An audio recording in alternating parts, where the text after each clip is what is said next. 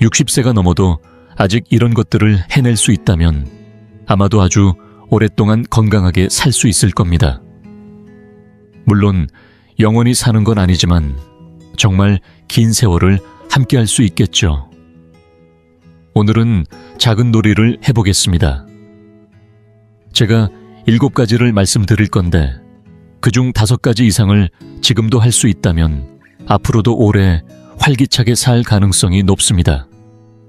흔히 말하는 건강하게 먹고 운동하라는 뻔한 얘기가 아닙니다.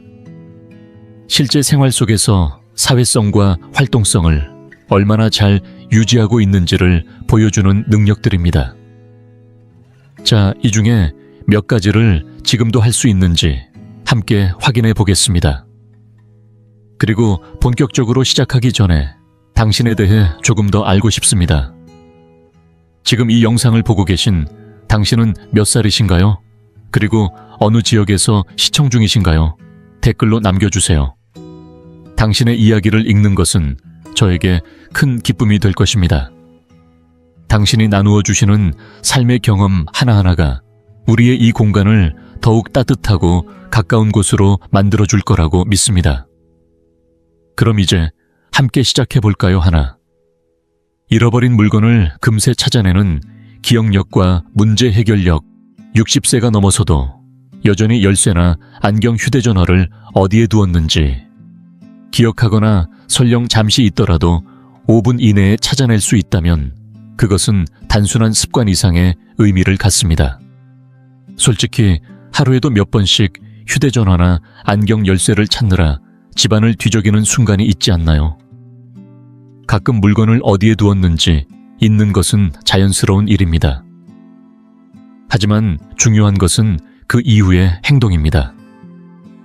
머릿속으로 걸었던 동선을 되짚어가며 침착하게 찾고 결국 금세 찾아낸다면 이는 단순히 건망증을 이겨낸 것이 아니라 여전히 문제 해결 능력이 예리하게 작동하고 있다는 증거입니다. 나이가 들수록 뇌의 순발력과 공간 기억 능력은 서서히 떨어지기 마련이지만 이런 능력을 유지하고 있다는 것은 뇌 건강이 잘 지켜지고 있다는 뜻이기도 합니다. 혹시 물건을 자주 잃어버려 곤란한 경험이 많다면 한 곳만 정하기 습관을 들여보세요. 열쇠나 안경, 휴대전화 같은 자주 쓰는 물건을 반드시 한 자리, 예를 들어 현관 옆 작은 선반이나 거실 책장 한쪽에만 두도록 자신을 훈련하는 것입니다. 처음에는 의식적으로 해야 하지만 시간이 지나면 몸이 기억하게 되어 마치 마법처럼 더 이상 허둥대며 찾는 일이 줄어듭니다. 이렇게 단순해 보이는 습관 하나가 일상의 효율을 높이고 뇌를 꾸준히 단련시키며 나이와 상관없이 또렷한 기억력과 문제 해결력을 지켜주는 든든한 버팀목이 되어줍니다. 2. 까다로운 사람 앞에서도 잃지 않는 침착함과 마음의 여유. 살다 보면 꼭 인내심을 시험하는 듯한 사람들이 있습니다. 괜히 시비를 거는 옆집 이웃, 말끝마다 불평을 늘어놓는 친척 마트 계산대에서 끝없이 투덜대는 사람까지 일상 속에는 우리의 감정을 건드리는 이들이 끊임없이 나타납니다. 그런데 이런 상황에서도 목소리를 높이지 않고 얼굴빛 하나 변하지 않으며 차분하게 대처할 수 있다면 그것은 단순한 성격이 아니라 높은 수준의 감정 지능을 갖추고 있다는 증거입니다. 감정 지능이 높은 사람은 스트레스 수치가 낮고 심장 건강이 좋아지며 장기적으로 더 오래 건강하게 살아갈 가능성이 높습니다. 나이가 들수록 몸의 건강뿐 아니라 마음의 건강도 함께 지켜야 하는데 바로 이런 태도가 그 핵심입니다. 혹시 이런 상황이 버겁게 느껴진다면 간단하지만 효과적인 방법이 있습니다. 먼저 깊게 숨을 들이마시고 천천히 내쉬며 스스로에게 이렇게 말해보세요. 이 일은 내 무대가 아니고 저 사람은 내 인생의 주인공이 아니다. 이렇게 생각하면 불필요한 감정 소모를 줄이고 마음을 편안하게 유지할 수 있습니다. 결국 누군가의 불친절이나 거친 태도는 내 삶의 가치와 품격을 무너뜨릴 이유가 되지 않습니다. 오히려 침착함을 지키는 순간 우리는 스스로의 건강과 품위를 동시에 지켜내는 것입니다. 셋, 음악에 몸을 맡길 수 있는 유연함과 생기 나이가 들어도 음악이 들리면 어깨가 살짝 들썩이거나 발끝이 박자를 타는 자신을 발견할 때가 있습니다. 굳이 큰 무대에서 화려한 춤을 추지 않아도 괜찮습니다. 브레이크 댄스를 하거나 공중제비를 돌 필요도 없습니다. 중요한 것은 몸이 여전히 음악에 반응하고 그 리듬을 즐길 수 있는 마음과 여유입니다. 의자에 앉아 상체를 가볍게 흔드는 것만으로도 또는 발끝을 조용히 움직이는 것만으로도 그 효과는 충분합니다. 춤은 단순한 취미가 아니라 뇌의 건강 균형 감각 그리고 기분을 한꺼번에 끌어올려주는 과학적으로 입증된 활동입니다. 나이가 들어서도 꾸준히 춤을 추는 사람들은 그렇지 않은 사람들보다 인지 능력이 더 오래 유지되고 넘어질 위험이 줄어들며 전반적인 활력이 오래 지속됩니다. 몸을 움직이는 순간 뇌에서는 새로운 연결이 만들어지고 마음은 자연스럽게 가벼워집니다. 혹시 언제 마지막으로 춤을 췄는지 기억이 나지 않는다면 오늘이 바로 그날이 될 수 있습니다. 좋아하는 노래를 틀어보세요. 굳이 서서 추지 않아도 됩니다. 의자에 앉은 채로 어깨를 흔들거나 발끝으로 리듬을 타는 것만으로도 충분합니다. 그 작은 움직임이 하루를 밝히고 내일을 건강하게 만드는 첫 걸음이 될 것입니다. 음악에 몸을 맡기는 순간 우리는 나이가 아닌 마음으로 사는 법을 다시 배우게 됩니다. 지금 이 영상을 계속 시청하고 계시고 저희가 나눈 이야기들이 정말 유익하다고 느껴지신다면 댓글에 숫자 3번을 남겨주세요. 그 한 글자가 당신께서 여전히 저희와 함께하고 계시다는 따뜻한 신호가 되어 큰 힘이 됩니다. 아직 채널을 구독하지 않으셨다면 지금 구독 버튼을 누르시고 알림 설정도 함께 해주세요. 앞으로 올라올 소중한 영상들을 놓치지 않으실 수 있습니다. 당신의 응원은 저희에게 큰 힘이 됩니다. 당신 덕분에 저희는 정보를 전하고 마음을 나누며 조금이나마 희망의 빛을 전할 수 있는 영상을 계속 만들 수 있습니다. 앞으로도 저희와 함께 걸어가 주세요. 감사합니다. 넷, 낯선 일을 웃게 만드는 재치와 사회적 감각기를 걷다가 혹은 시장이나 마트 계산대에서 전혀 모르는 사람과 잠깐 눈이 마주친 적이 있나요? 그 순간 가벼운 농담을 건네거나 웃음 짓게 만드는 한마디를 던져서 상대방이 피식 웃는 모습을 본다면 그것은 결코 사소한 일이 아닙니다. 계산대의 직원 음식점을 서빙하는 종업원 줄을 서 있는 옆 사람처럼 스쳐 지나가는 사람에게까지 웃음을 줄 수 있다는 것은 여전히 머리가 빠르게 반응하고 성격이 매력적이며 자신감이 살아있다는 뜻입니다. 나이가 들수록 이런 순간은 줄어들기 마련이지만 여전히 낯선 사람과 웃음을 나눌 수 있다는 것은 마음과 뇌가 모두 건강하다는 강력한 신호입니다. 혹시 오래전부터 이런 시도를 해본 적이 없다면 오늘이 좋은 기회입니다. 길에서 마주친 사람에게 엉뚱하지만 귀여운 칭찬을 해보거나 대화 속에 살짝 웃음을 묻혀보세요. 그 작은 시도가 상대방 하루를 환하게 만들 뿐 아니라 스스로의 하루도 한결 밝아질 것입니다. 그렇다면 지금까지 소개한 4가지 중 몇 가지를 직접 해본 적이 있나요? 댓글로 알려주세요. 여러분이 얼마나 많은 오래 사는 습관을 아직도 간직하고 있는지 궁금합니다. 지금까지 우리는 안경이나 물건을 잃어버려도 금세 찾아내는 기억력 까다로운 사람 앞에서도 차분함을 잃지 않는 마음 음악에 몸을 맡길 수 있는 여유, 그리고 낯선 사람을 웃게 만드는 재치까지 4가지를 살펴봤습니다. 하지만 여기서 끝이 아닙니다. 이어지는 다음 3가지는 아마 여러분이 깜짝 놀랄 만큼 특별한 능력일지도 모릅니다. 그 전에 부탁 하나 드립니다.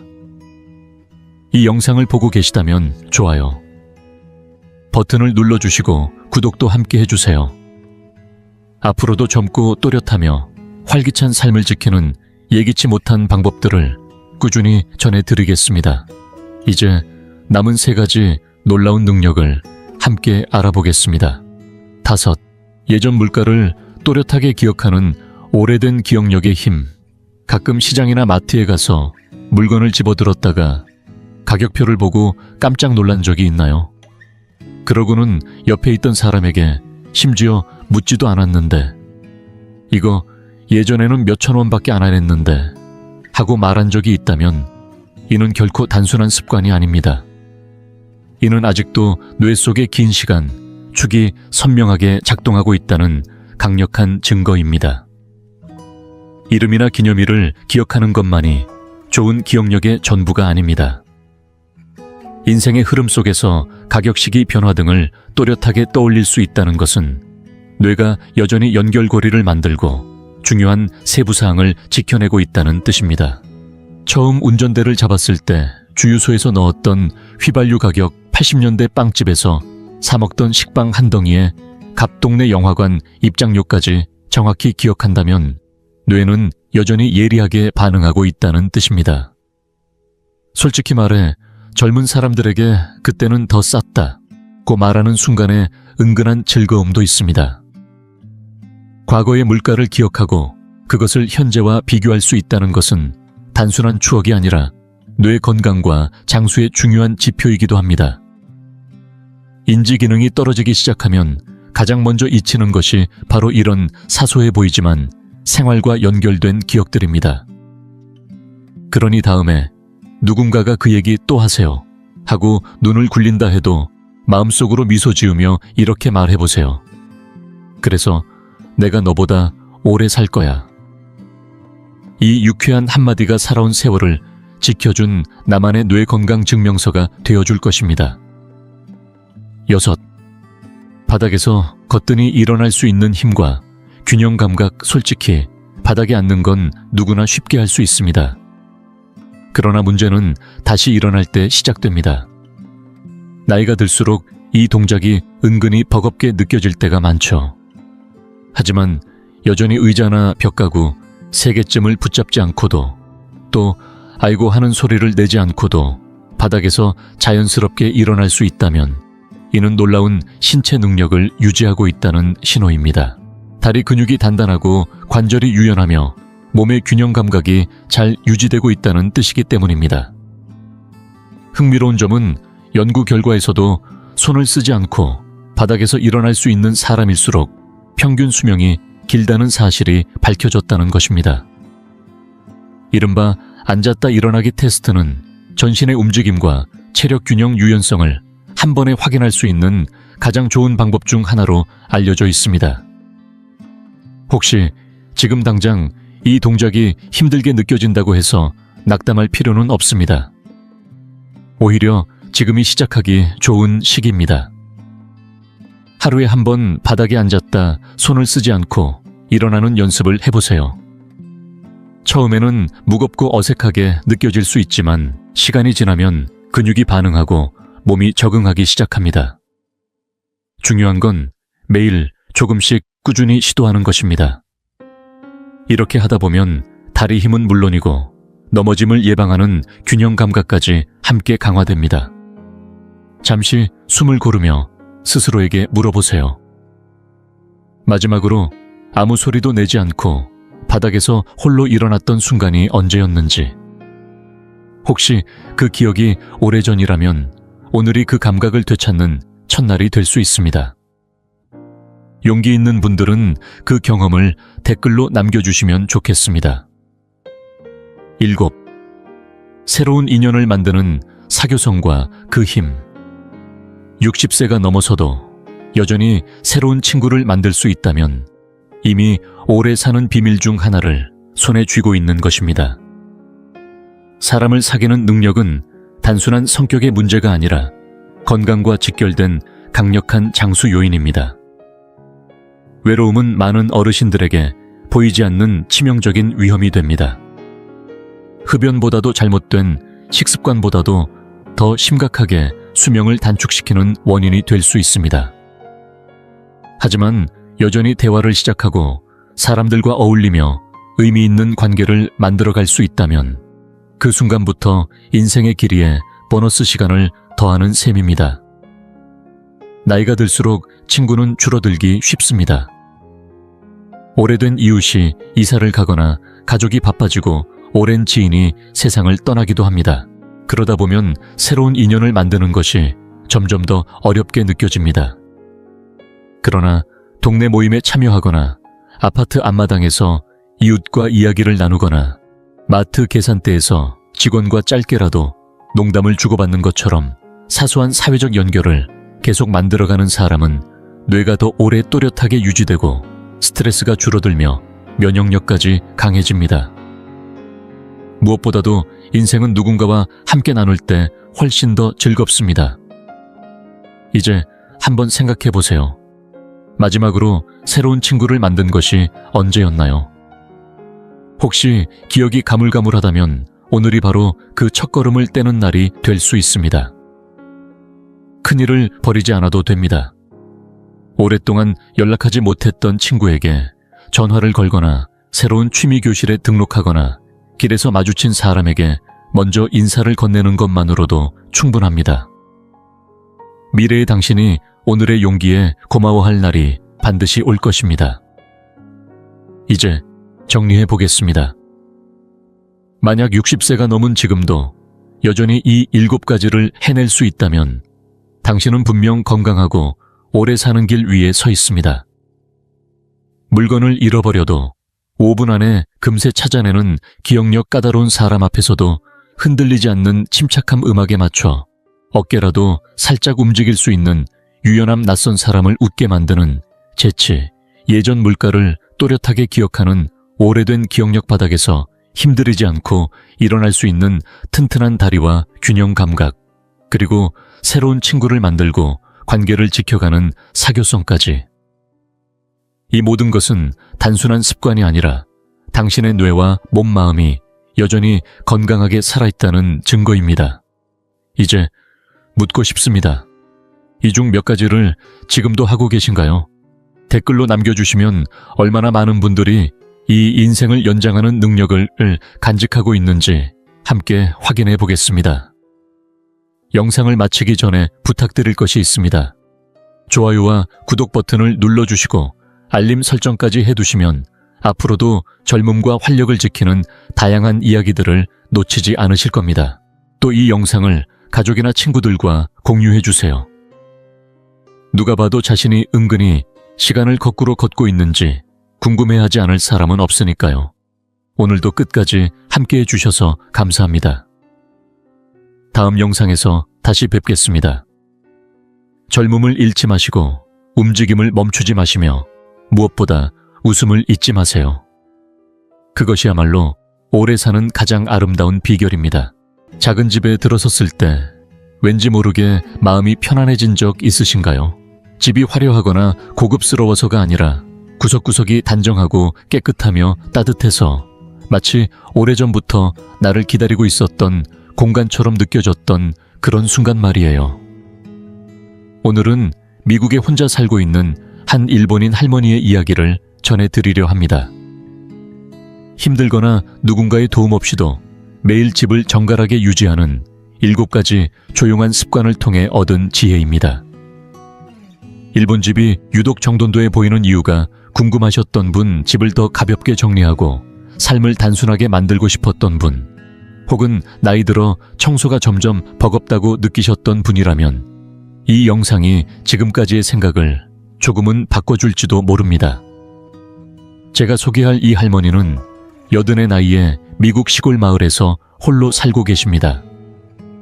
그런데도 그분의 집은 마치 고향 교토에서 막 따라낸 따뜻한 차 한 잔처럼 정갈하고 따스합니다.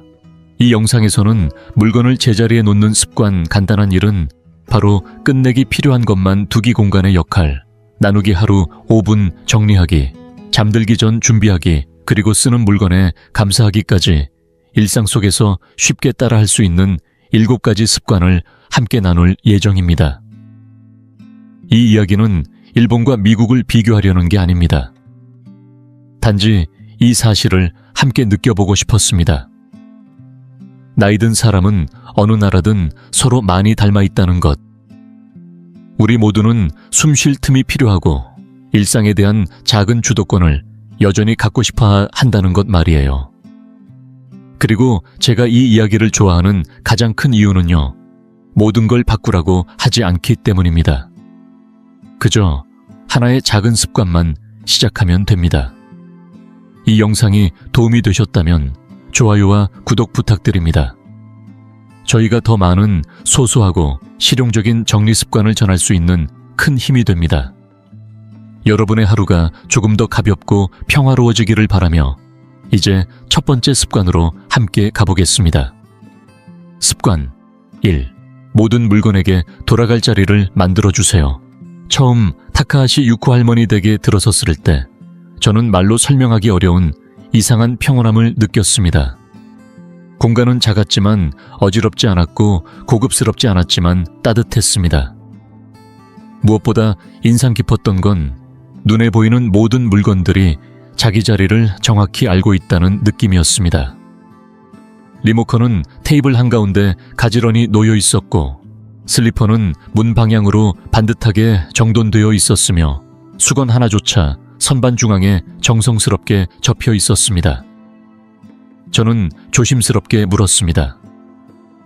할머니, 혹시 매일 정리를 따로 하세요? 유코 할머니는 빙그레 웃으며 이렇게 말씀하셨습니다. 아니에요. 따로 정리는 하지 않아요. 그저 쓰던 것들을 제자리로 돌려보낼 뿐이에요. 그 말은 너무 간단하게 들렸지만 그 안에는 오랜 세월 동안 몸에 밴 태도와 철학이 숨어 있었습니다. 문득 제 자신을 떠올렸습니다. 사용한 컵을 창틀에 올려두고는 잊어버린 채 다른 일을 하거나 외투를 아무렇게나 의자 위에 걸쳐두고 나중에는 온 집안을 뒤지며 찾는 일들이 얼마나 많았던가. 매일 반복되는 아주 사소한 행동들이 결국 집안을 어지럽히고 마음까지 복잡하게 만들고 있었던 겁니다. 하지만 유코 할머니는 다르셨습니다. 물건 하나하나에 돌아갈 자리를 정해주시고 그것이 그곳으로 돌아가는 시간을 놓치지 않으셨습니다. 마치 사람에게도 집이 필요하듯 물건에게도 돌아갈 자리가 필요하다고 하시더군요. 그 말씀이 제 마음 깊이 스며들었습니다. 제 집에서는 리모컨이 거실 침실 부엌을 떠돌고 열쇠는 가끔 재킷 주머니에, 가끔 식탁 위에, 심지어는 냉장고 위에 놓여있던 적도 있었습니다. 의료 서류 하나 찾느라 아침을 통째로 날려버린 적도 있었고요. 유코 할머니는 특별한 말을 하지 않으셨습니다. 그저 자신의 방식대로 조용히 살아가실 뿐이었는데 그 모습이 저에게 정리의 본질을 깨닫게 해주었습니다. 정돈된 집은 많은 청소로 만들어지는 것이 아니라 작은 습관의 명확함에서 시작된다는 사실을요. 그날 이후로 저도 따라 해봤습니다. 리모컨 하나만이라도 사용 후 항상 같은 자리에 놓는 연습을 시작했죠. 처음엔 별것 아닌 것처럼 느껴졌지만 그 작은 행동 하나가 제 마음을 훨씬 가볍게 만들었습니다. 더 이상 찾지 않아도 되고 까먹지 않아도 되며 짜증낼 일도 없어졌습니다. 그때 저는 비로소 알게 되었습니다. 정리는 애써 하는 일이 아니라 방황을 허락하지 않는 삶의 태도라는 것을요. 습관 1분 안에 끝날 일이라면 지금 바로 하세요. 유코 할머니와 마루에 앉아 따뜻한 차를 마시며 대화를 나누던 중이었습니다. 할머니는 조용히 일어나 주전자를 들어 제 잔에 다시 차를 따르시더니 자리에 앉기 전 아주 자연스럽게 손수건을 집어들고 탁자 위에 떨어진 찬물을 한번 쓱 닦으셨습니다. 겨우 한 방울. 그 한 방울을 닦는 데 걸린 시간은 고작 몇 초. 저는 물었습니다. 할머니, 나중에 한꺼번에 치우셔도 괜찮지 않으세요? 그러자 할머니는 말없이 고개를 젓고 이렇게 답하셨습니다. 1분 안에 끝날 일이라면 그 순간에 해두는 게 마음이 편하답니다.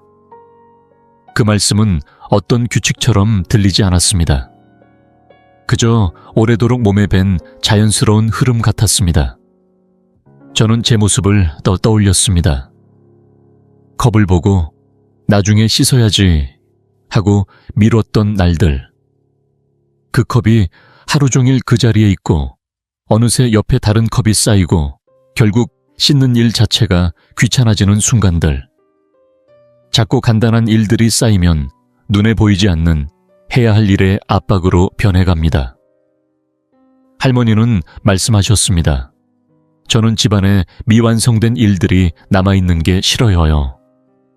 하나하나 부드럽게 마무리하고 마음도 그렇게 정리한 채 다음으로 넘어가요. 집을 정돈하려는 게 아니라 내 마음을 깨끗하게 두는 거예요. 저는 그 말에 깊이 공감했습니다. 이걸 정말 쓰고 있는가? 이걸 볼 때 마음이 편한가? 만약 아니라면 내려놓을 수 있는가? 물론 모든 걸 버릴 필요는 없었습니다. 하지만 스스로에게 질문을 던지는 것만으로도 시선이 달라졌습니다. 할머니는 이렇게 말씀하셨습니다. 물건을 잡고 있다는 건 마음의 한 조각도 같이 쥐고 있다는 뜻이에요. 너무 많이 쥐고 있으면 가볍게 살 여지가 사라져요. 그 순간 저는 깨달았습니다. 가득 찬 집이 풍요로운 건 아니라는 것. 비워진 집이 빈 집이 아니라 충분한 집이라는 것.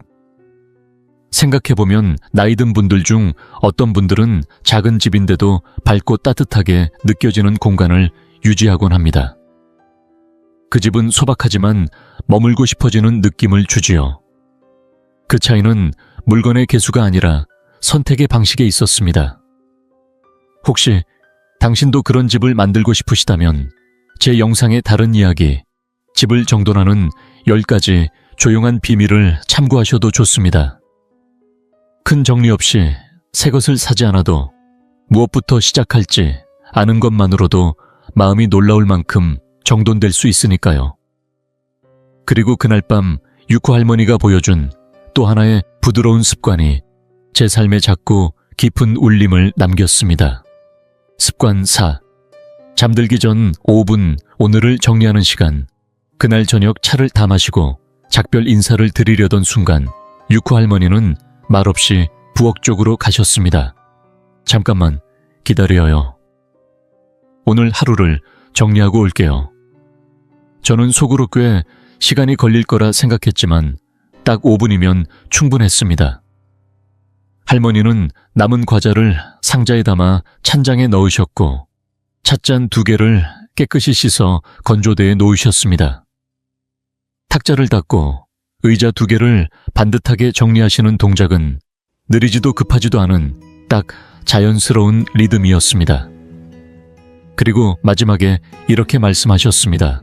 이제야 오늘 하루가 완성됐네요. 저는 조용히 돌아보았습니다. 저는 늘 내일 치우면 되지 하며 식탁 위에 부스러기를 남긴 채 잠들고 의자엔 수건이 걸쳐진 채 그대로였죠. 그렇게 어지러운 상태로 다음 날을 시작하면 눈은 떴지만 마음은 여전히 어제에 묶여 있었습니다. 하지만 유쿠 할머니는 다르셨습니다. 매일 잠들기 전 5분 딱 그만큼만 공간을 정리하셨습니다. 완벽하게 만들기 위해서가 아니라 모든 것이 제자리에 돌아가도록 조용히 오늘과 작별 인사를 하듯 정리하신 겁니다. 그 모습은 저에게 이런 질문을 던지게 했습니다. 나도 5분 해볼 수 있지 않을까? 그 5분이 내 마음을 얼마나 다르게 만들 수 있을까?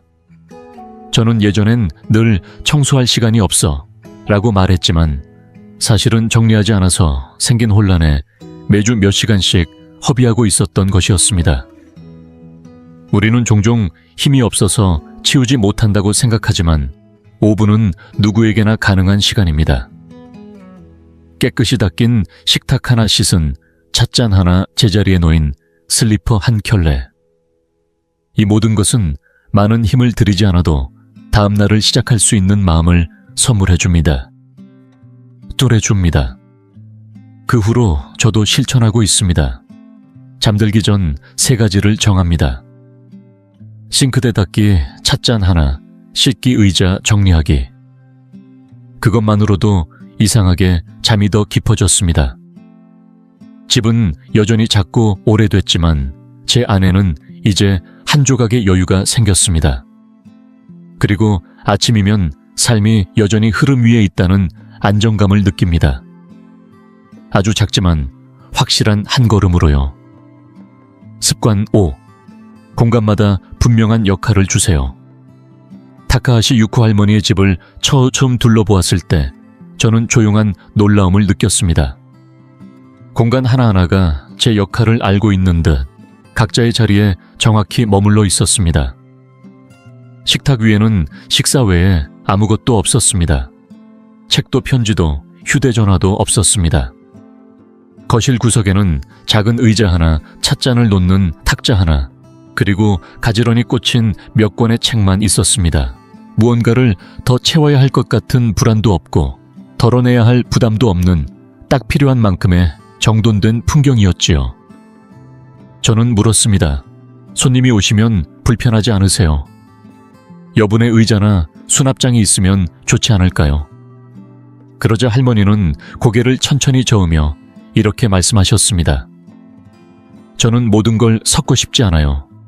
식사는 식사답게, 독서는 독서답게, 휴식은 휴식답게. 그게 저를 더 집중하게 만들어 주었고요.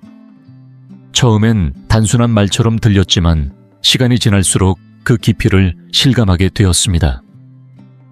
저는 늘 소파에 앉아 TV를 보며 밥을 먹고 부엌 식탁 위에 우편물을 쌓고 노트북은 주방 조리대에서 켜고 그러고 나선 항상 이렇게 말하곤 했습니다. 도대체 왜 이렇게 집이 좁게 느껴질까 하지만 문제는 공간의 크기가 아니라 역할이 뒤섞인 생활 방식이었습니다. 모든 것을 한자리에 몰아두면 공간은 더 이상 우리를 돕는 곳이 아니라 우리를 지치게 만드는 배경이 됩니다. 결국 우리가 어질러진 공간의 일부가 되어버리는 것이지요. 유코 할머니는 거실에서 일하지 않았고 부엌에서 책을 읽지 않았으며 소파에서 잠드는 일도 없었습니다. 할머니는 말했습니다. 몸도 공간을 통해 기억해요. 여기는 쉬는 곳, 여기는 먹는 곳, 여기는 고요히 앉는 곳. 그게 마음도 흐트러지지 않게 해주지요. 그 말은 단지 정리를 잘 하기 위한 방법이 아니라 자신의 삶의 중심을 지키는 태도였습니다. 문득 주변의 어르신들이 떠올랐습니다. 어떤 분은 잠이 잘 안 온다고 하시고 어떤 분은 집이 너무 지저분해져서 어디서부터 시작해야 할지 모르겠다고 하십니다. 그럴 때 저는 이렇게 생각합니다. 먼저 정리를 시작하지 않아도 괜찮습니다. 그저 공간에게 다시 이름을 붙여주는 것부터 해보세요. 식탁에는 밥만 부엌 조리대엔 조리도구만, 현관 앞엔 신발만. 그렇게 정해주기만 해도 공간은 다시 제 역할을 찾기 시작합니다. 저도 그렇게 해봤습니다. 그랬더니 하루의 흐름이 훨씬 부드러워졌습니다. 집이 커진 건 아니지만 집이 더 넉넉하게 느껴졌습니다. 왜냐하면 모든 구석이 이제 자기 목소리와 역할을 갖고 있었기 때문입니다. 그리고 지금 이 순간까지 함께해 주신 여러분께 진심으로 감사합니다. 이 이야기는 누군가를 가르치기 위한 것이 아니라 우리가 나이 들어도 삶을 다시 정돈할 수 있다는 희망을 전하고 싶었을 뿐입니다. 그 시작은 멀리 있지 않습니다. 바로 우리가 머무는 집에서 지금 이 순간부터입니다. 습관 6. 내일을 준비하는 밤에 10분 유코 할머니의 하루는 밤에 10분으로 완성됩니다. 잠들기 전 꼭 지키는 조용한 의식 같은 시간이었지요. 다음날 입을 옷을 미리 꺼내두고 손수건을 의자에 살짝 올려두고 부엌은 가볍게 정돈하고 문 단속을 확인한 뒤 침대 머리맡에는 물 한 컵을 놓습니다. 저는 조심스레 여쭈어 봤습니다. 그렇게까지 미리 준비하시는 이유가 있으세요? 할머니는 짧고 단단하게 대답하셨습니다. 아침은 마음이 가장 흐트러지는 시간이니까 전날 밤에 길을 미리 열어두어야 해요. 그 말을 듣고 저는 잠시 멈칫했습니다. 저는 아침마다 옷장을 헤집고 열쇠를 찾아온 집을 뒤지며 하루를 시작하곤 했습니다. 하루 종일 뭔가를 쫓는 기분으로 살았던 거죠. 그와 반대로 유코 할머니는 서두르지 않았고 그렇다고 게으르지도 않았습니다. 단지 삶에 리듬과 구조를 두고 살아가셨을 뿐입니다. 그리고 그 리듬이 피로를 줄이는 대신 평온함을 채워주었고 몸은 더 가볍게 마음은 더 정돈되게 해주었습니다. 저도 그날부터 실천해봤습니다. 저녁이 되면 물병 하나 준비하고 셔츠를 미리 개어 의자에 놓아두는 것부터 시작했습니다. 그랬더니 아침이 달라졌습니다. 오늘 뭐 입지? 라는 생각 하나 없이 그냥 조용히 하루로 걸어 들어갈 수 있었던 겁니다. 할머니는 말했습니다. 준비는 자신을 아끼는 방법이에요. 우리처럼 나이 들어가는 사람일수록 작은 것도 의도적으로 살아야 해요. 그 말은 오랫동안 제 마음에 남았습니다. 의도적인 삶, 조용하지만 흔들리지 않는 중심. 그건 거창한 계획이 아니라 잠들기 전에 10분에서 시작될 수 있다는 걸 배웠습니다. 습관 7. 물건 하나하나에 감사하는 마음을 담으세요. 차를 다 마시고 마지막 찻잔을 씻던 타카하시 유코 할머니의 모습이 인상 깊었습니다. 컵을 조심스레 닦은 뒤 선반에 올리기 전 그녀는 두 손을 모아 살짝 인사를 하듯 고개를 숙이셨습니다. 제가 조용히 물었습니다. 지금 뭐 하신 거예요? 그러자 할머니는 웃으며 말씀하셨습니다. 오늘 하루 나를 위해 애써준 컵에게 고마움을 전하는 거예요. 너무도 단순한 그 말이 제 발걸음을 멈추게 했습니다.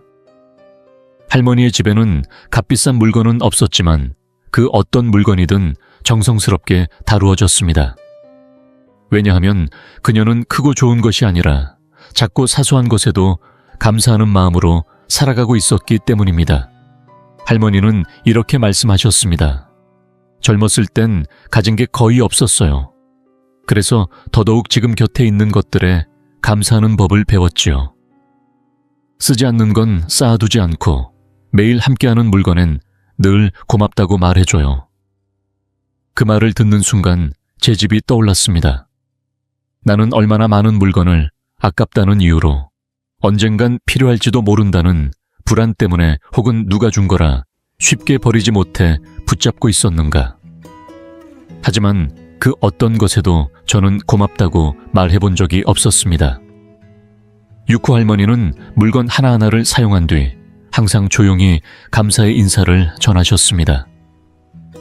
그녀의 집이 단정한 이유는 단지 부지런함 때문만이 아니었습니다. 그것은 사람뿐 아니라 사물에게도 전하는 따뜻한 배려에서 비롯된 것이었습니다. 아마 그래서일 겁니다. 그 집은 작아도 늘 따뜻했고 소박했지만 결코 부족하지 않았으며 세월이 묻어 있음에도 결코 쓸쓸하지 않았던 이유.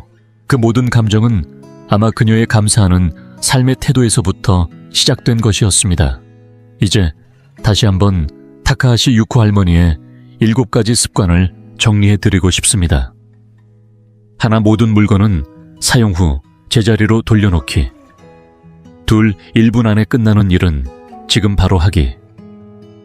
3. 물건은 적게 가지되 신중하게 선택하기. 4. 잠들기 전 5분만이라도 가볍게 정리하기. 5. 모든 공간에 명확한 목적을 부여하기. 6. 내일을 위한 준비는 오늘 밤에 마치기. 7. 함께하는 모든 물건에 감사의 마음 전하기. 이 7가지는 힘이 많이 들지도 않고 돈이 필요한 것도 아닙니다. 단지 우리가 살아가는 방식을 조금만 바꾸면 가능한 일들입니다. 타카하시 유코 할머니의 삶을 들여다보면 일본에서 오랜 세월을 살아오셨고 지금은 미국 시애틀 외곽의 한 조용한 마을에서 홀로 지내고 계신데요. 그 일상 속에는 분명한 진심이 담겨 있음을 저는 깊이 느낄 수 있었습니다. 국적이 다르고 사는 곳이 달라도 어르신들의 마음은 다르지 않다는 걸요. 나이가 들수록 우리는 더 단순하게, 더 따뜻하게, 더 의미 있게 살고 싶어집니다. 걸음은 느려져도 기운은 예전 같지 않아도 작은 습관 하나가 우리 삶을 다시 가볍게 만들어줄 수 있다는 희망. 그런 희망을 여러분도 이 이야기 속 어딘가에서 느끼셨기를 바랍니다. 오늘 이 영상이 마음에 닿으셨다면 댓글로 인사를 남겨주세요. 이 길을 함께 걸어가는 당신이 있다는 사실을 알게 된다면 그것만으로도 저는 큰 힘을 얻습니다. 끝까지 함께해 주셔서 고맙습니다. 당신의 하루가 평온하고 당신의 집이 언제나 따뜻하기를 진심으로 바랍니다. 80을 넘긴 삶에 대해 누군가 진짜 이야기를 들려준 적이 있나요? 이 나이에 접어들면 겉으로 보이는 생일이나 느려진 아침보다 훨씬 조용하고 깊은 변화들이 찾아옵니다. 말로 잘 표현되지 않는 그러나 누구나 가슴 한켠에서 느끼는 그런 변화들입니다. 지혜와 상실 존재감과 거리감 고요함과 때로는 외로움이 함께 섞인 시기입니다. 이런 변화를 준비하지 못한 채 맞이하게 되면 당황스럽고 마음이 흔들릴 수밖에 없습니다. 왜 그 누구도 이 이야기를 해주지 않았을까 하는 생각이 들기도 하지요. 오늘 영상에서는 80 이후의 삶에서 마주하게 되는 5가지 냉정한 진실에 대해 함께 이야기해보려 합니다. 겁주거나 우울하게 만들려는 것이 아니라 있는 그대로를 마주하고 이해할 수 있도록 돕기 위해서입니다. 이런 변화를 미리 알면 두려움보다는 담담하게 마주할 수 있습니다. 줄어드는 인간관계, 예전 같지 않은 회복력 불편하지만 피할 수 없는 의존, 점점 사회의 시선에서 멀어지는 느낌, 그리고 시간이 많아질수록 뚜렷해지는 오래된 후회와 사라진 목적의식까지 이 모든 주제를 끝까지 함께 해주세요. 무겁게 느껴질 수도 있지만 그 속엔 받아들임과 회복력, 그리고 누구도 대신 정의할 수 없는 당신만의 품격 있는 삶이 담겨 있습니다. 80 이후의 삶이 실제로 어떤 모습인지, 그리고 그 시간을 어떻게 흔들림 없이 걸어갈 수 있을지 지금부터 함께 나누어 보겠습니다. 물리적인 변화보다 먼저 다가오는 현실은 따로 있습니다. 80을 넘기면 몸보다 더 먼저 조용히 사라지는 것이 있습니다. 바로 관계입니다. 오랫동안 곁을 지켜주던 사람들이 하나둘씩 떠나기 시작합니다. 예고도 없이 친구는 세상을 떠나고 이웃은 이사를 가며 형제자매의 전화는 점점 뜸해집니다. 매주 안부를 나누던 사람이 몇 달에 한 번 연락 오는 존재가 되기도 합니다. 그것은 당신 잘못도 그들의 잘못도 아닙니다. 단지 시간이 그렇게 흐른 것뿐입니다. 하지만 그렇다고 해서 그 빈자리가 덜 아픈 것은 아닙니다. 아무리 강하고 독립적인 사람이라 해도 그 공허함을 피해가기는 어렵습니다. 어느 날 아침 휴대전화가 예전처럼 울리지 않는다는 사실을 문득 깨닫습니다. 초대도 줄고 가족들의 방문도 짧아지고 어딘가 마음이 바빠 보입니다. 여전히 사랑은 있지만 관심은 점점 얇아지고 있습니다. 저마다의 삶에 치여 당신의 자리는 조금씩 뒤로 밀려납니다. 그렇게 삶을 풍성하게 해주던 소소한 일상과 대화 웃음들이 점점 줄어들고 어느 순간 고요함이 당신의 일상이 됩니다. 누구도 이런 상황을 미리 알려주지 않습니다. 67까지만 해도 주변은 여전히 북적이고 안부도 자주 오갔습니다. 하지만 80을 넘기면 변화는 조용히 찾아옵니다. 눈치채기도 전에 당신은 대화를 따라가기보다 앞서가게 되고 어느 순간 자신이 남아있는 사람이 되었다는 사실을 깨닫게 됩니다. 서울 성북구에 사는 84세 박정호 어르신이 떠오릅니다. 매일 아침 동네 커피숍에 들러 같은 자리에 앉던 분입니다. 직원들은 주문을 묻지 않아도 알아서 준비했고 친구들도 따로 연락하지 않아도 자연스레 모였습니다. 그것이 오랜 시간 이어진 일상의 리듬이었지요. 하지만 시간이 지나면서 친구들이 하나둘 사라졌습니다. 어떤 이는 세상을 떠났고, 어떤 이는 요양병원에 들어갔고, 또 어떤 이는 운전이 어려워져 발길을 끊었습니다. 어느 날 박 어르신은 조용히 말씀하셨습니다. 예전엔 여길 들어서기만 해도 이름을 불러주는 소리가 있었는데 요즘은 그냥 구석자리에 앉아있는 노인네 한 명일 뿐이야. 그 외로움은 꼭 눈물로 드러나지 않습니다. 밥 먹고 나서 감도는 긴 침묵 혼자 걷는 길이 너무 조용하게 느껴질 때 그런 순간들이 더 아프게 다가옵니다. 나를 정말 잘 아는 사람의 목록이 점점 줄어든다는 사실, 그리고 그걸 막을 수 없다는 현실. 그 침묵은 때로 눈물보다 무겁습니다. 하지만 이 현실을 직시한다는 건 포기하는 것이 아니라 준비할 수 있다는 뜻입니다. 누군가의 문이 닫혔다면 내가 먼저 또 다른 문을 두드릴 수 있습니다.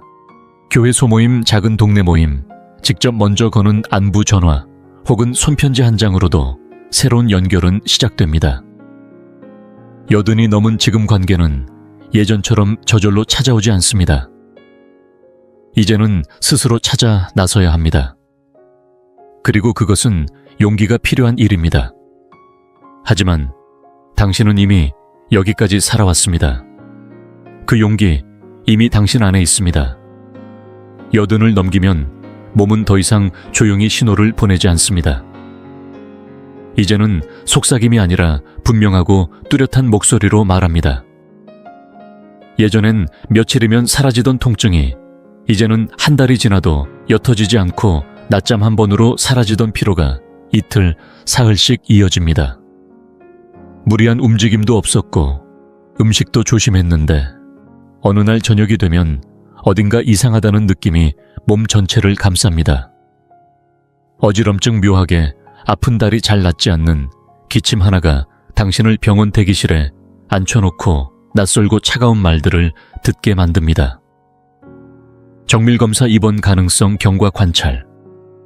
예전 같으면 푹 쉬고 나면 괜찮아질 일이 이젠 더 이상 그렇게 단순하지 않습니다. 이 시기의 가장 큰 어려움은 단지 통증이 아닙니다.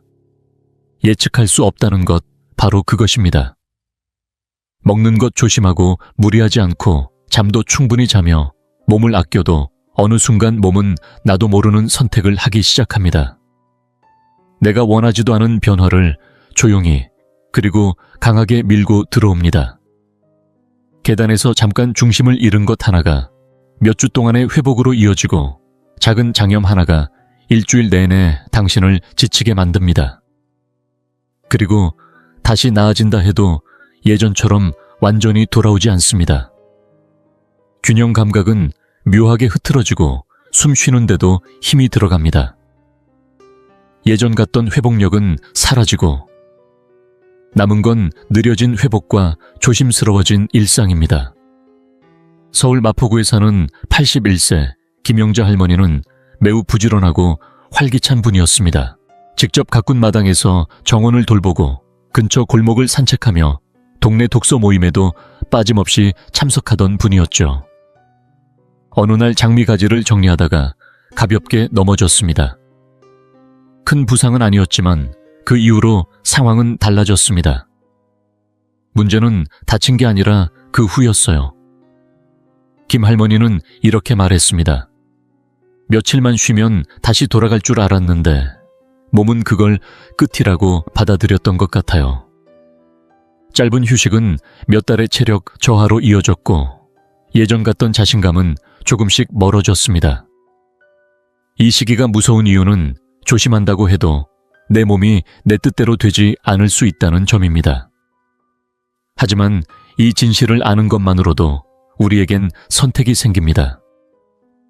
이제는 내 몸의 에너지를 더 현명하게 다루게 됩니다. 무조건 달리는 것이 아니라 내 페이스를 찾고 조절하게 됩니다. 두려움 때문이 아니라 이 몸이 지금까지 나를 얼마나 잘 이끌어왔는지를 존중하는 마음에서 말입니다. 건강은 이제 당연한 것이 아니라 매일 실천해야 하는 소중한 습관이 됩니다. 그렇게 살아갈 때 회복력은 줄어들었어도 중심은 더 단단해집니다. 걸음은 느려도 의식은 선명해지고 휴식은 길어져도 그만큼 깊어집니다. 몸이 천천히 움직일지라도 그 안에 깃든 정신은 여전히 강하게 빛납니다. 그리고 그것은 나이를 먹은 우리가 지닌 가장 강한 힘 중 하나입니다. 여든이 넘으면 가장 받아들이기 힘든 진실 중 하나가 있습니다. 바로 예전엔 아무렇지 않게 해내던 일들에 이제는 도움이 필요해진다는 사실입니다. 이 변화는 어느 날 갑자기 들이닥치지 않습니다. 조용히, 그리고 아주 천천히 스며듭니다. 그러다 문득 예전처럼 팔을 쭉 뻗어 찬장에서 그릇을 꺼내려다 멈칫하고 계단 난간을 잡는 손에 힘이 들어가 있는 자신을 알아차립니다. 비 오는 날이면 운전대를 잡기 전에 잠시 망설이게 되고 아직 할 수 있다고 믿는 마음과 이제는 무리라는 느낌 사이에서 갈등이 시작됩니다. 이 변화가 힘든 건 단지 몸이 불편해서가 아니라 마음이 불편해지기 때문입니다. 오랜 세월 다른 사람을 돌보고 책임지고 살아온 이들이 어느 순간 누군가의 도움을 필요로 하게 되면 그 낯선 위치가 견디기 어렵게 느껴질 수 있습니다. 민폐가 될까봐 말하지 않고 혼자 장을 보러 가는 걸 피하고 넘어졌다는 이야기는 숨기고 며칠째 아픈 어깨로도 전등을 혼자 갈아보려 합니다. 자립심은 여전히 살아있습니다. 어쩌면 나이를 먹을수록 더 강해지는지도 모릅니다. 하지만 진짜 독립이란 모든 걸 혼자 해내는 게 아니라 도움이 필요할 때 손을 내밀 줄 아는 용기에서 시작됩니다. 전주 덕진구에 사는 85세의 이재구 어르신은 평생 뭐든 스스로 해내는 분이었습니다. 전쟁도 겪고 4자녀를 키워냈으며 손수마당에 창고까지 지었죠. 그러던 어느 겨울 미끄러운 진입로에서 넘어졌습니다. 다행히 뼈는 괜찮았지만 자존심이 크게 다쳤습니다. 아무에게도 말하지 않았지만 딸은 뭔가 이상함을 눈치챘습니다. 그날 이후 매주 한 번씩 찾아와 장을 보고 커피를 함께 마시기 시작했습니다. 처음엔 괜찮다고 했던 어르신도 어느 날은 이렇게 말했습니다. 이제는 혼자 다 안 해도 괜찮다는 게 좋더라. 이 변화가 바로 전환점입니다. 약함이 아니라 지혜의 도움을 받는 건 독립을 잃는 게 아니라 독립을 지키는 또 다른 방법입니다. 누군가가 계단을 올라가는 걸 도와주고 병원에 데려다주고 무거운 장바구니를 대신 들어주는 건 당신이 스스로 하는 일을 더 오래 더 자주 할 수 있게 돕는 일이기도 합니다. 그리고 모든 도움이 사람에게서만 오는 것도 아닙니다. 화장실에 설치한 손잡이 부엌에 놓인 낮은 의자 냉장고에 붙인 약 복용 알림 메모. 이런 작은 배려 하나하나가 당신의 존엄을 지켜주는 도구가 됩니다. 절대 존엄을 빼앗지 않습니다. 오히려 그 가치를 지켜줍니다. 여든 이후 가장 용기 있는 말은 어쩌면 이 한마디일지도 모릅니다. 조금만 도와줄래요? 왜냐하면 나이가 들수록 진짜 강한 사람은 체면보다 안전을 고집보다 평온을 혼자 감당하는 것보다 함께하는 연결을 선택하는 사람이기 때문입니다. 여든을 넘긴 삶에서 가장 아프게 다가오는 현실은 꼭 몸이나 기억력이 아닙니다. 그보다는 당신이라는 존재 자체가 세상에서 점점 흐려진다는 느낌. 그것이 마음을 더 깊이 흔듭니다. 가족과 친구들에게는 여전히 사랑받고 있지만 세상이라는 더 넓은 무대 위에서는 어느 순간부터 점점 투명해지는 자신을 발견하게 됩니다. 마트 계산대에 섰을 때 점원은 뒷사람을 먼저 쳐다보고 병원에 갔을 때 의사는 당신보다 자녀에게 더 자세히 설명하며 식당에서는 말없이 당신에게 작은 글씨 메뉴판 대신 기본 메뉴를 가져다 주기도 합니다. 마치 당신이 스스로 판단하거나 선택할 수 없는 사람인 것처럼 말입니다. 처음엔 대수롭지 않게 넘기려 해도 마음 깊은 곳엔 잔잔한 파문이 남습니다. 왜냐하면 우리는 아무리 나이가 들어도 여전히 누군가의 시선 속에 존재하고 싶기 때문입니다. 오랜 세월 일하고 가정을 꾸리고 크고 작은 결정을 내리고 수많은 고비를 이겨내며 살아왔는데 단지 주름이 늘고 머리카락이 휘어졌다는 이유만으로 세상이 나를 대하는 태도가 바뀐다는 건 참으로 씁쓸하고도 낯선 일입니다. 더 안타까운 건 이런 대우가 악의에서 비롯된 것이 아니라는 점입니다. 세상은 빠르게 변하고 그 속도에 익숙해진 사람들은 천천히 걷는 이들의 이야기를 잊어갑니다. 젊음에 집착하는 사회는 지금의 나이에 이르기까지 걸어온 내면의 강인함을 쉽게 놓쳐버립니다. 그리고 우리가 아무 말도 하지 않으면 어느새 우리 자신도 점점 더 뒤로 물러나게 됩니다. 목소리를 잃어서가 아니라 사람들이 그 목소리를 더 이상 들으려 하지 않기 때문입니다. 86세의 윤인자 할머니는 서울 중구의 한 작은 근현대사 전시관에서 오랫동안 자원봉사를 하셨습니다. 그분은 그 시대를 직접 살아낸 증인이자 누구보다 정확한 지식을 가진 분이었지요. 그런데 어느 날 한 방문객이 직원에게 질문을 던졌고 윤 할머니는 그 답을 말하고 싶었지만 아무도 그녀에게 묻지 않았습니다. 제가 그 순간에 대해 조심스럽게 물었을 때 할머니는 그저 웃으며 이렇게 말씀하셨습니다. 이젠 익숙해요. 하지만 그 미소 안에는 말없이 스며든 슬픔이 분명히 있었습니다. 존재가 불씨가 아니라 가구처럼 여겨질 때 느끼는 쓸쓸함, 바로 그것이었습니다. 하지만 당신은 가구가 아닙니다. 어떤 배경의 일부도 아닙니다. 당신은 여전히 여기 있습니다. 생각하고 있고 느끼고 있고 기여할 수 있는 사람입니다. 세상이 잊었다고 해서 당신마저 자신을 잊을 필요는 없습니다. 그렇다면 어떻게 해야 할까요? 말해야 합니다. 질문하고 의견을 내고 투표하고 아무도 묻지 않아도 자신의 이야기를 꺼내야 합니다. 무릎이 떨려도 일어나야 하고 잠시 주저해도 다시 그 자리에 서야 합니다. 왜냐하면 그 순간마다 당신은 세상과 스스로에게 이렇게 말하게 됩니다. 나는 아직 끝나지 않았다. 나는 사라지지 않았다. 나는 시간의 증인이자 살아 숨쉬는 도서관이며 여전히 중요한 목소리다. 그리고 꼭 크게 외치지 않아도 괜찮습니다. 중요한 건 사라지기를 거부하는 용기입니다. 그 조용한 결심이 누구보다 강한 당신의 존재를 세상에 다시 새기게 할 것입니다. 여든을 지나면 삶은 점점 느려집니다. 달력은 비어가고 약속은 줄어들며 하루하루는 조용한 리듬을 타기 시작합니다. 그 고요함은 단순히 외부의 정적만이 아닙니다. 내면 깊숙한 곳에서도 말없는 침묵이 찾아옵니다. 처음에는 편안함처럼 느껴지기도 합니다. 생각할 시간이 많아지고 기억을 되짚고 지나온 길을 찬찬히 돌아볼 여유가 생기니까요. 하지만 조심하지 않으면 그 고요함은 어느새 무게로 바뀌어 다가옵니다.